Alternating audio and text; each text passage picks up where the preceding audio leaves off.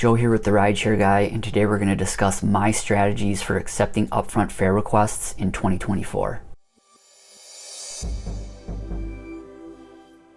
Alright, so I personally drive Mondays and Tuesdays all day in Minneapolis and St. Paul, typically 10 to 11 hours those days, and Monday through Friday bonuses on both Uber and Lyft have completely disappeared in 2024. Since bonuses have completely disappeared, I have changed my strategy for accepting upfront fares. Back when bonuses were being offered, I was typically accepting almost all requests that met my requirement of $1 per mile in totality in earnings for both the pickup and drop-off distance. And back when those bonuses were being offered, I wanted to maximize my amount of rides, so I was accepting more rides because I wanted to hit those bonuses faster. But now, since I don't have any bonuses to attain, I am being much more picky in accepting upfront fare requests. So my first strategy is accepting minimum fare rides that are no longer than 2.5 miles in totality, so both pickup and drop-off distance. And the minimum fare here in Minneapolis and St. Paul for Lyft is $5.55, and with Uber it's $5.25. So on these minimum fare rides, I'm getting paid over $2 per mile, and if surge or per ride bonuses are attached to these rides,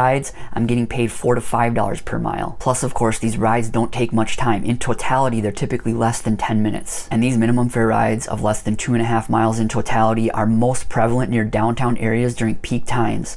So I try to camp out near downtown areas during the morning or evening rush. I'll use the stay within area filter on Lyft, and with Uber I just have to create my own manual stay within area filter, so I'll accept requests, of course, only less than 2.5 miles. And again, near these downtown areas during peak times are where you're going to see the most surge and the most per ride bonuses. And all drivers should be much more picky during peak times. This should hopefully create more surge, more per ride bonuses. Earlier this year, I found myself in the habit of just accepting requests based on the same filtering process throughout the entire day, but during peak times this should change. There's much more requests, so we can be much more selective in accepting those requests. So I'm only accepting those minimum fare requests that are not longer than 2.5 miles in totality, and my second strategy is to only accept requests that are longer than 10 miles that are paying at least $1 per mile in totality, again, both the pickup and drop-off distance. Now, I do make some exceptions with that $1 per mile requirement. If a request comes in and it's within a couple dollars of that requirement, I may accept it. Say the request comes in, it's a 20 mile, both the pickup and drop-off distance, it's 20 miles in totality. If it's paying something like $18, $19, I may accept it. Also, tips are much more prevalent on longer rides, especially airport rides, and Lyft and Uber, they do know this, and they will price those rides a lot lower sometimes, and I just won't accept those. But if they are priced within a couple dollars of that $1 per mile requirement, I may accept them. So again, minimum fare rides no longer than 2.5 miles in totality, and longer rides that are 10 plus miles and are paying $1 per mile in totality. Those are my two main strategies. My current acceptance rate on Uber is 31%, and my current acceptance rate on Lyft is 42%. Again, I have personally implemented these strategies because I drive on Mondays and Tuesdays, and Monday through Thursday bonuses have completely disappeared. I drive in Minneapolis and St. Paul. We have pretty good demand here, and I'm able to implement these strategies. But overall, as we've continued to iterate on the channel, the upfront fare calculation needs to go. We need to go back to being paid per mile and per minute rates. But in the meantime, we drivers need to implement our own strategies and be more selective so we can influence that pricing algorithm in our favor. But what about all of you? What strategies do you implement? And what days do you drive? And what markets do you drive in? If you've yet to download the Solo app to help you manage your rideshare business and earn more, our referral link will be in the description.